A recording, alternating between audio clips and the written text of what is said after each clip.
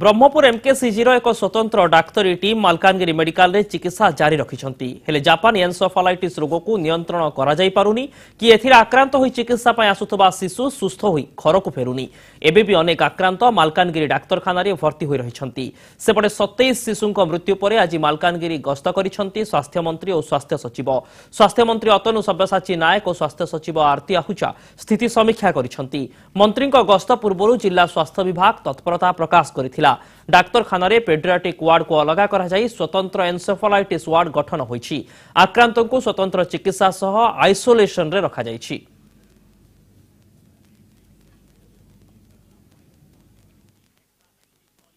विशेषकर आम सहित आम डिपार्टमेंट सेक्रेटरी एवं टीम ऑफ डॉक्टर्स आछंती स्पेशलिस्ट माने आछंती सेमाने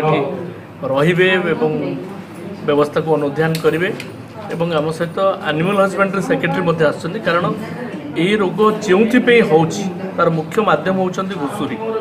तेणु ताकू किभଳି भाबरे आइसोलेट करहबो कोन प्रतिकार परिस्थिति निया जेबो ताको एनिमल हस्बेंडरी डिपार्टमेंट रो अन्य अधिकारी माने अछंती हम जिल्लापाल सहित आलोचना करी जहाँ जहाँ पदक्षेप निया जिबा कथा निश्चित भाव में जिला स्तर में लोकालिटी स्तर में निश्चित भाव नबू प्रथम कथाटा होछि